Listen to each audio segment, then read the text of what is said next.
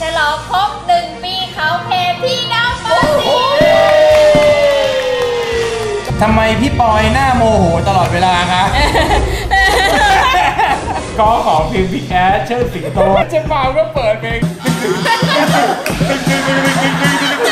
บอกความลับของตัวเองมาคนละ1 ข้อ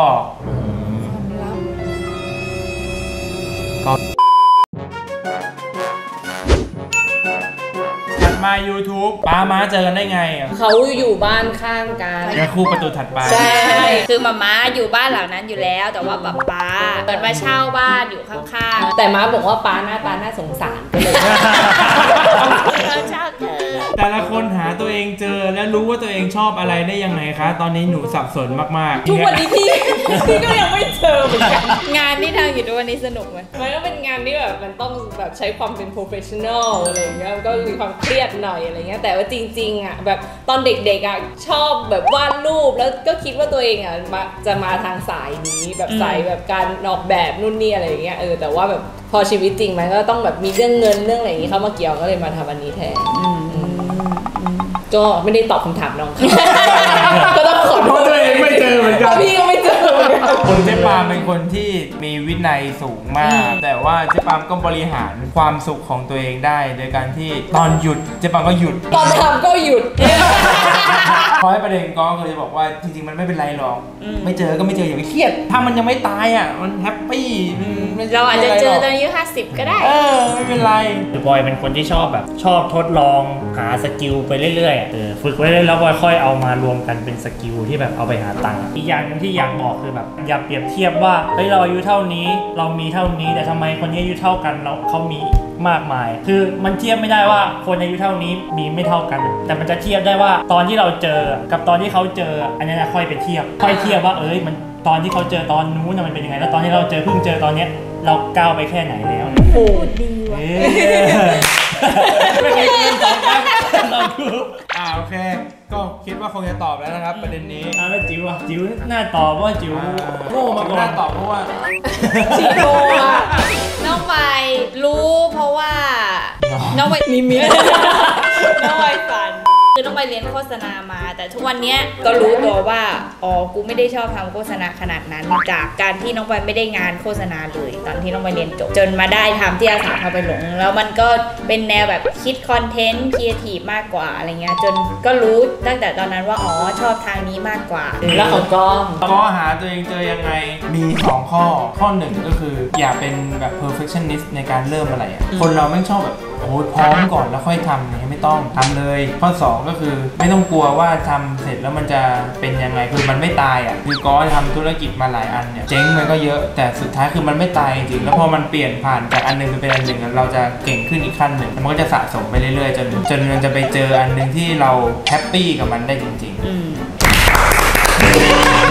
กูให้กันเห็นเยอะไม่ได้ให้กูอยากทราบว่าแต่ละคนตอนที่รู้ตัวว่าจะมีน้องรู้สึกยังไงคะหมายถึงท้องเหรอไม่ได้ท้องแล้วนะอ้วนก็รู้สึกแฮปปี้นะเวลาไปร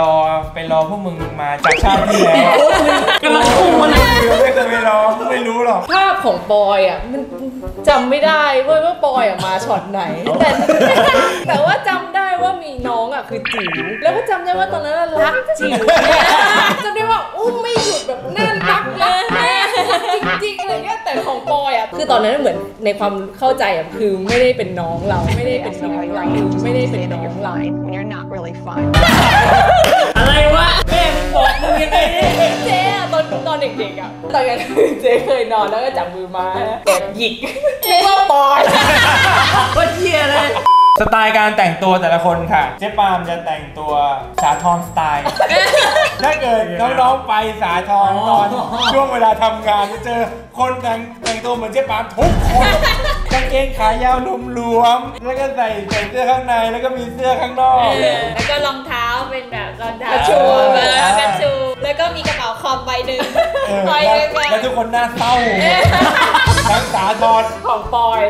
ยเขาจะเป็นแบบน้อยแต่มากเรียบแต่โก้ไฮแฟชั่นเรียบแต่โก้ ไอ้จิ๋วที่เห็นบ่อยๆคือกางเกงนี่ต้องขาใหญ่ขายาวบ้านๆอ่ะ ใส่แล้วพร้อมเลย แล้วก็เป็นเสื้อเชิ้ตปกติแล้วเอาเสื้อใส่กางเกง ของก็จะเป็นเสื้อขาวกางเกงดำถุงเท้าสี เป็นก็แต่ว่าถ้าไปบรรยายก็จะเป็นสูทสีน้ำตาลเสื้อเชิ้ตแล้วก็กางเกงแล้วก็รองเท้าไนกี้ใส่หมวกกบหลังหรือไปหน้าก็ได้แล้วแต่วันไหนหัวร้านผมก็คงน้อยก็แล้วแต่สถานการณ์ นานแค่ไหนที่พี่น้องป .4 ทุกคนได้กลับมาอยู่พร้อมหน้าพร้อมตาคะก็ตอนเรียนจบนะคือทุกคนอยู่หาดใหญ่ก็กระแดะไปอยู่กรุงเทพไม่ค่อยได้เจอพอเรียนจบแล้วก็จะมาซื้อคอนโดด้วยกันแล้วปอยกับจิ๋วก็ทยอย เอาแค่ของ เข้ามาเรื่อยๆถ้าเป็นเดอะซิมก็คือบ้านระเบิดอยากให้พี่ปอยรีวิวคณะสถาปัตย์หน่อยครับว่าเรียนง่ายเรียนยากยังไง หนีไป โอเคดีไหมอ่ะเอาจริง ดีสิ่งที่ได้มามันก็ดี ของดีๆอ่ะมันก็ต้องแลกมาด้วยอะไรบางอย่างไงแลกไปด้วยอายุไข บอกความลับของตัวเองมาคนละ1 ข้อก็เป็นผู้หญิง คนไม่มีไข่ รีวิวอาชีพคอนซัลท์หน่อยค่ะ เป็นที่ปรึกษาแบบเราเข้าไปแก้ไขปัญหาให้เขาอ่ะคือเขามีปัญหาอะไรอ่ะ ซึ่งก็ตอนนี้ตัวนี้คนที่มีปัญหาคือใคร ก็เข้าไปแก้ไขปัญหาให้เขาแหละโดยส่วนใหญ่ก็จะเป็นเรื่องที่เกี่ยวข้องกับบัญชีอะไรอย่างเงี้ย เคยคิดไหมว่าจะแต่งงานตอนอายุเท่าไหร่แล้วจัดงานเป็นธีมไหน หลังๆไม่ค่อยได้คิดแล้วอ่ะคือพอแต่งปุ๊บคนจะถามถัดมาว่าเมื่อไหร่จะมีลูกแต่ถ้าเรายังไม่แต่งอ่ะมันก็จะไม่มีใครถามว่าเมื่อไหร่จะมีลูกถูกไหม เพราะฉะนั้นเราก็มีลูกตอนนี้เลย เพราะฉะนั้นเรายังไม่อยากมีลูกยังไม่อยากให้ลูกเกิดมาในช่วงโควิดอย่างเงี้ยแต่คิดเอาไว้แล้วว่าถ้าแต่งจะเป็นธีมแบบไหนอะไรยังไง ก็จะเป็นแบบว่าพิธีกรเต็มเลยพิธีกรขึ้นเลยหลายๆคนมายืนปล่อยมุกกัน แล้วประธานในงานของก้อเนี่ยก้อจะประกาศก่อนเลยว่าผมเป็นคนไม่เชื่อว่าคนรวยถึงจะเป็น ประธานได้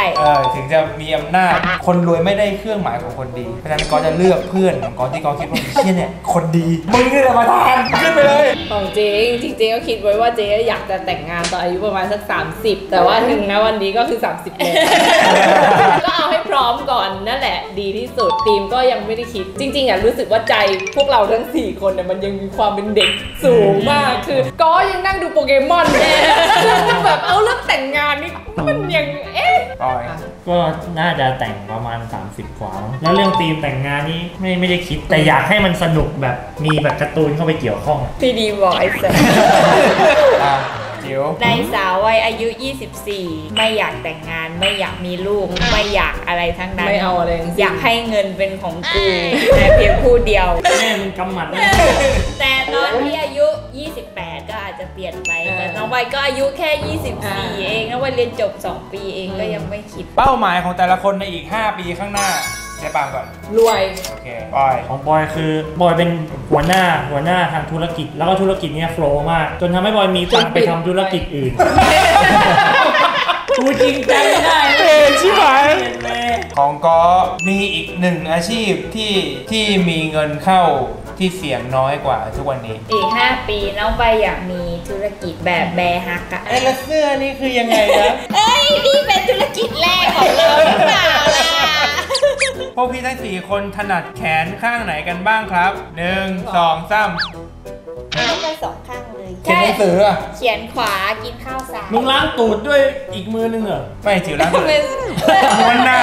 น้องปายทำทุกอย่างด้วยมือซ้ายยกมือเขียนหนังสือมือขวา เล่นดนตรีแบบตีละนาดตีแบดมือขวา มีแล้วนะมันตี2 มือนะอย่าลืมนะ ไม่น้องปายจะมองแต่มือซ้ายเวลาตีละนาด ยังไง ไม่แล้วมือขวาไม่ได้ตี โน้ตอยู่นั่นแหละมีแค่กอคนเดียวที่ถนัดซ้าย เพราะอะไรเล่าเหตุการณ์ดิตอนเด็กๆจากบัตรกีที่เป็นแหลมๆ5 นิ้ว มันร้อนถึงขั้นว่าแบบ มันร้อนแบบไอ้ โลหะละลาย แล้วก็ไปกำมัน แต่ว่าโตมาก็คือที่แฮร์รี่พอตเตอร์มีตรงนี้ก็คือก็มีตรงนี้ เอ้ยจริงด้วยไม่เคยรู้เลยอ่ะ เจลู จบนะขำค้างเยอะสุดกี่นาที เอาล่าสุดเมื่อไหร่เดียว มันมีอันล่าสุดเนี่ยอะไรแล้ว เจ๊ปาว่าที่ก็ขอเพลงบิ๊กแอดเชิดสิงโตแล้วก็ง่วงเจ๊ปาก็เปิดเพลง เพื่อนเราตอนนี้เพื่อนอยู่นะ แล้วเพลงเชิดสิงโต แล้วมันก็เปิดเพลงเชิดสิงโตจริงๆใช่ป่ะปีน ใครจะ ขึ้นฟ้าแล้วมันจะมีท่อนโซโล่แล้วพอก่อนที่จะท่อนฮุกสุดท้ายมันจะเป็นแบบเงียบๆนะแล้วมัน เสียง มา ใจ แอบเปลี่ยนเพลง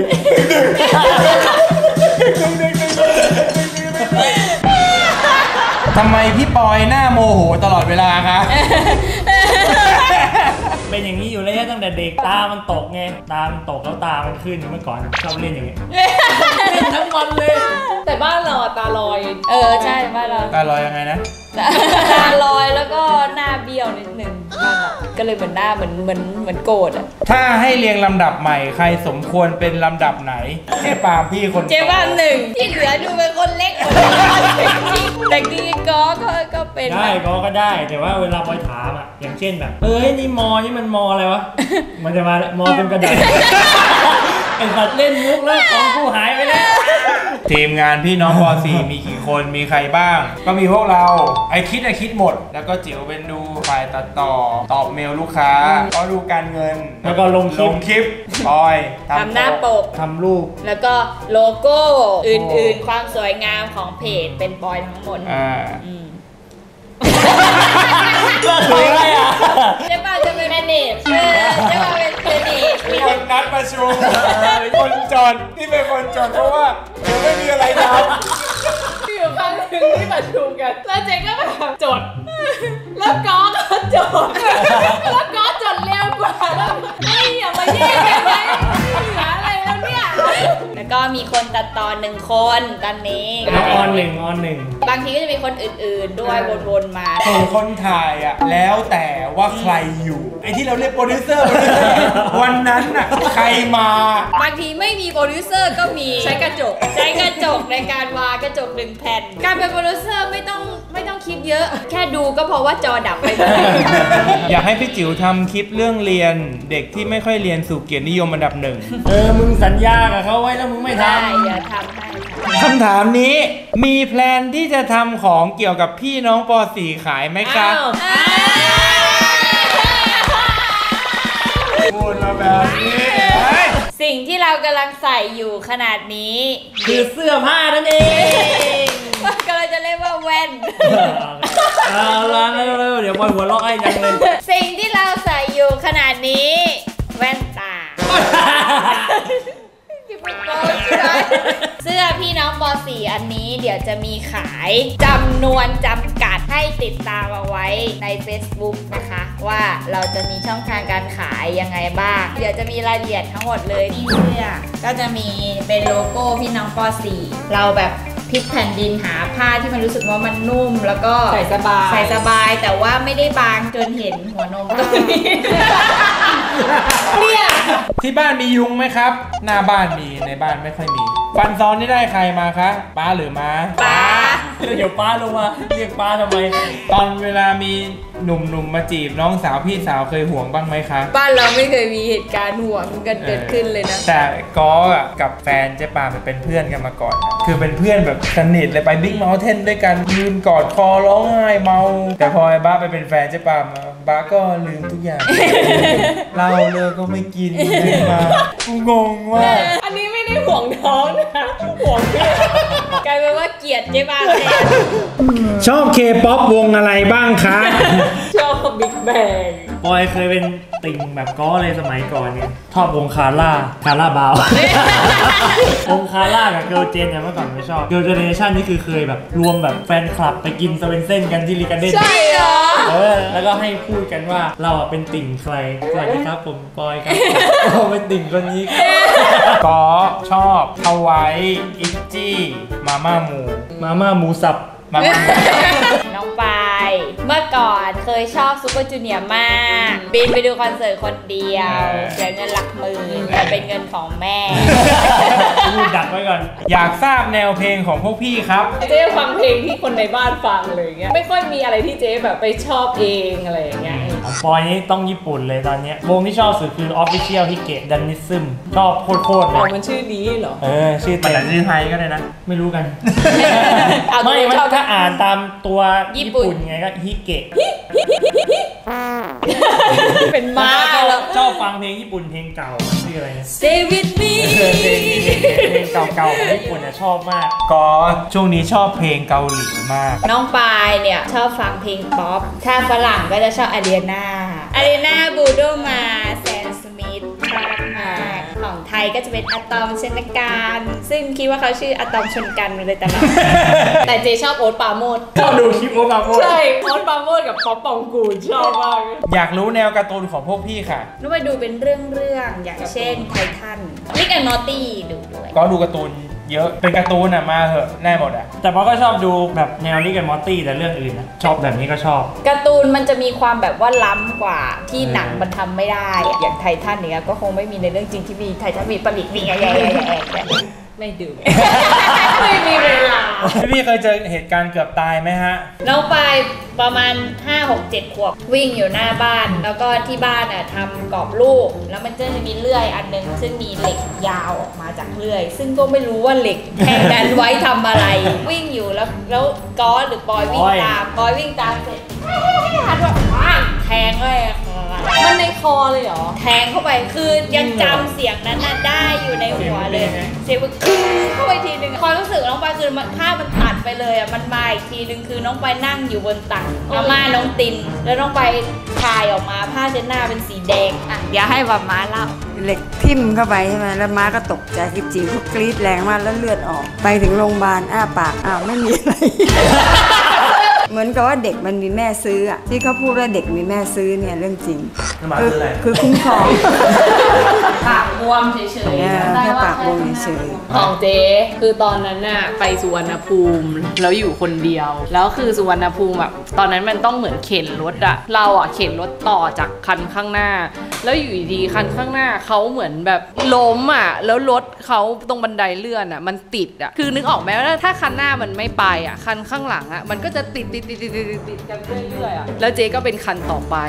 แล้วเจ๊ก็หันหลังไปก็มีคันต่อข้างหลังก็แบบเฮ้ยทำยังไงอะไรเงี้ยพอมันถึงของเจ๊แล้วเจ๊ก็ปีนข้างๆอ่ะบันไดเลื่อนข้างๆแล้วคือมองลงไปมันก็คือชั้นแบบชั้น5ลงไปก็คือถ้าลงไปก็ตายอ่ะแล้วฝรั่งก็ขวาเจ๊ขึ้นมา จริงเหรอ แต่แบบตอนนั้นตกใจมากแล้วก็เด็กอ่ะ ปอยไม่มีเหรอ จำได้อย่างทำไมม้าเรา ๆก็ตอนคลอดออกมาจริง ๆ ก็ร้องไห้อยู่นะถ้าอยู่ดีๆ พอพยาบาลเอาไปอาบน้ำก็กลับมาบอกว่าลูกไม่หายใจแล้วม้าก็ตกใจแล้วก็ไปอยู่อีกโรงพยาบาล1 เดือน ก็ม้ากลับมาบ้าน กลับบ้านเสร็จก็จะไปโรงพยาบาลไปเยี่ยมไปหาปอยทุกวันพยายามไปให้นมลูก แต่ว่าสุดท้ายมันก็ไม่มีน้ำนมให้ลูกกินก็ไม่ได้กินนม กูเป็นลูกใคร นมกูก็ไม่ได้กิน บ้านกูก็ไม่ได้เข้านี่เดือนนึง ก็อยู่โรงพยาบาล1 เดือน บอกว่าช่วงเดือนหนึ่งเขาเอาบอยไปทำอะไรสักอย่างไปฝังชิปไปอะไรเงี้ย เจาะหัวเจาะอะไรเต็มเลย มาเนี่ยทำไมเหลงไม่รู้เรื่อง อ่ะของกอ สมัยเรียนที่ A-Back ก็ไปดื่มกินอะไรกัน แล้วก็นั่งแท็กซี่กลับ จำได้ว่าครั้งแรกเล่าว่าไปทำงานห้องเพื่อน เราเมาไม่ขับ ข้ามไปเลย เมาไม่ขับเราไม่เป็นไรใช่ป่ะมีไอ้เหี้ยคนที่เมาแล้วขับเบรกรถเขาไม่เป็นไรเลย เพราะว่าเป็นรถแข่งเป็นรถมีโค้งเลย ป้องกันอย่างดี ของก็เป็นแท็กซี่แล้วแท็กซี่ข้างหน้าหายหมดเลยอะติดอยู่ในรถกู้ภัยต้องมาแกะรถต้องมาแกะชิ้นส่วนรถเพื่อเอากอออกไอ้เบนซ์มาพิมพ์หน้าวอลกอว่ามึงต้องฟื้นขึ้นมานะยังไม่ได้หลับกันเลย จำได้ว่าเข้าไปเห็นก็กินข้าวกินแล้วก็งงมากว่าในโรงพยาบาลคือตอนที่เจ๊เดินเข้าไป มีอยู่20 กว่าคนในห้องโอ้โหปาร์ตี้เจ๊ไม่มีที่นั่ง โอ้ยไม่รู้รูปทุกวันนี้มันหายไปไหนหมด ถ้ามีรูปนะแต่ละรูปขึ้นมานะน่ากลัวทุกรูปเลย นี่ก็น่ากลัวจังแล้วแต่มันก็หายไปเยอะมากเลยนะ แล้วก็มีตรงนี้ที่มาพร้อมกันอันนี้ขนมชิ้นสุดท้ายใครได้กินคะ ตอนเด็กน้องไปได้ตลอดแต่พอโตมาเป็นการแบ่ง4 ส่วนหักจนแบบ จะถามความสมัครใจว่าใครจะเข้าประมูลหมดเงินไปกับอะไรเยอะที่สุดคะ เครื่องสำอางค่ะ กินกับของเล่น กินกับเสื้อผ้า คอนโด คือไม่รู้ว่าตัวเองใช้เงินเดือนละเกือบ100,000ได้ยังไง น้องไปด้วยแต่เพราะเงินเดือน2 เดือนหมดแล้วสำหรับเสื้อตัวนี้นะคะ ก็เดี๋ยวจะมีรายละเอียดนะคะให้ติดตามกันใน Facebook ก็รอติดตามนะ โลโก้สวย เพราะว่าอะไร ปอยดำ นี่ก็คือการฉลองครบรอบ1 ปีของพวกเรา ก็ขอบคุณทุกคนนะครับที่ติดตามพวกเรามาโดยตลอด ถ้าทุกคนยังสนับสนุนแบบนี้ไปเรื่อยๆเราก็จะตอบแทนด้วยไอเดียด้วยการเรียกว่าบริการทางด้านอารมณ์ กลับไปให้ทุกคนแบบนี้เรื่อยๆนะครับโอเคอ่ะใครที่อยากให้พวกเราทำอะไรก็เหมือนเดิมก็คอมเมนต์มาได้นะครับแล้วใครที่ชอบคลิปนี้เนี่ยก็สามารถ กดไลค์ กดแชร์ กด subscribe ตรงนี้นะคะ ไปแชร์